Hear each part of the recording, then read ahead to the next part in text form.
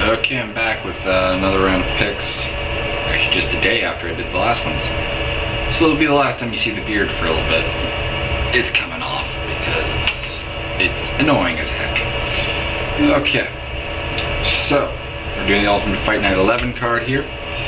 It's a good fight card, and I actually think it may even be better than the UFC 76 pay-per-view. Or that may just me being bitter about Liddell fighting Jardine. Could be either. Anyway, start from the bottom, work our way up. We have Jonathan Goulet and his late replacement for Mike Swick, Dustin Hazlett. Excuse me. I'm taking Jonathan Goulet with a submission in the second round. Hazlett, excellent wrestler. Striking's a bit lacking, and his ground game, I saw Diego Sarieva catch him in a couple things, could not finish them, but he caught him. I think Goulet is a solid fighter in every aspect of the game, except the ability to take a punch. So, perhaps the most cursed fighter in the UFC, to come out of Canada anyways. So yeah, I'm giving it to Goulet. I said he swims in the second round. Pete Sell versus Nate Quarry. Nate Quarry's coming off a very long way up from back injury, and of course the Rich Franklin KO. He's going to fight Pete Sell, who fought once before. He beat Pete Sell via TKO, but it was very controversial in the fact that the ref stopped the fight very, very early.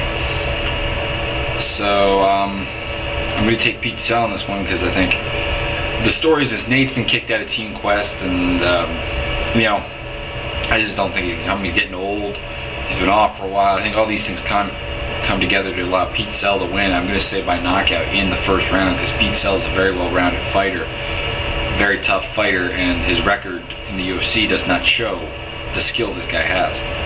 Next, we have Cole Miller versus Leonard Garcia. I'm very much looking forward to this fight. I give Garcia the power advantage on the feet, but Miller has that very big reach advantage that he may be able to keep Leonard Garcia back and play the pitter-pander game, as Byron calls it. And I think he's better on the ground. I think he will submit Leonard in the second round because I think Leonard's going to be forced to probably take this fight to the ground. Cole's weakness is wrestling. He is easy to take down, and his own takedowns aren't very good. Nonetheless, the man has a 6-set ground game, and he's a pretty good striker. I'm taking Cole with a tap out in the second round. Next, we have Luke Kumo versus Alberto Crocata Souza de Oliveira. Taking Kumo with a KO or TKO stoppage in the third round. Kumo, I think, is a little bit of a better striker. I think neither has really got what it takes to finish the other on the ground with a submission. So, unfortunately, this may send Crocata out of the UFC, and he's a solid fighter, but Kumo's, I think, heading up. Terry Martin, Chris Lieben, good fight. I'm a little pissed off with Terry Martin, to be quite honest, with his calling out of Patrick Cote and insulting Cote for getting insulted by Travis Lutter, or for being submitted by Travis Lutter.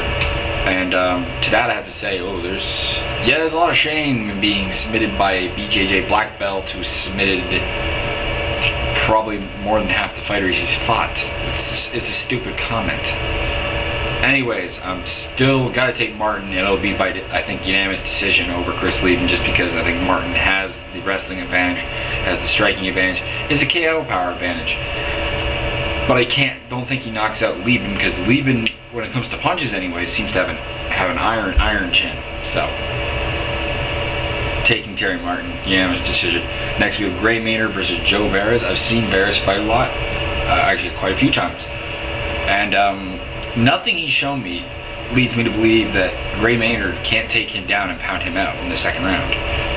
And that's my prediction. Gray is a sick wrestler, excellent ground and pound. Submission defense could probably still use some work, and his stand-up could use some work still. And he has to learn to pace himself a little more. But he is an up-and-comer. He was one of the stars of TUF, one of the good finds of TUF. We didn't really know about him, but now we do, and I think there's a bright future for him. Next up, Nate Diaz, Jr. Asankeo. Taking Nate Diaz with a second round submission. People may be saying, why are you picking Asankeo to lose by submission? It's if you look at Asankeo's fights, his sub-defense, for a man who actually has as good a subs as he does, his sub-defense is somewhat weak.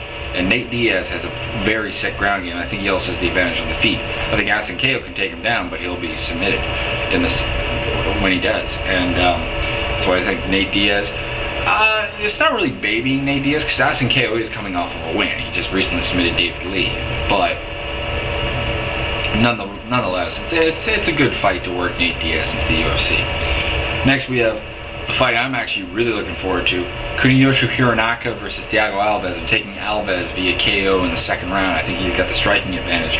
Hironaka, I think, has the wrestling and realistically judo advantage, and he may have the ground advantage, but Alves is a solid ground fighter who's not going to be submitted on the ground, and I don't think he can be pounded out, and he's a wicked Muay Thai fighter. So Alves will take it. I said second round. It may go to the third round, may even go to decision, but I'm going to stick with second round in my opinion. Next, we have the main event of the night: Ken Florian and Dinero Thomas. I'm taking Dean Thomas in this one via split decision, just because I don't think either has quite the submissions to finish each other. I think both can take a beating on the feet, but I think Dean has better stand-up, better wrestling, and probably a slightly better ground game than Kenny. I think he's just basically better at all aspects. Not enough to finish Kenny, because Kenny's a tough fucker, but he's eventually going to win the decision. I'm just going to say split, just because I think this is going to be a very, very close fight. And it's going to be, I apologize for swearing. Pardon me. This is unscripted.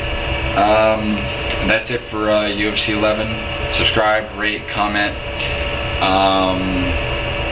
And of course, you know, the usual rules, flaming and also spam is generally not tolerated. And I'll be back later on today with UFC 76 picks, and have a good one.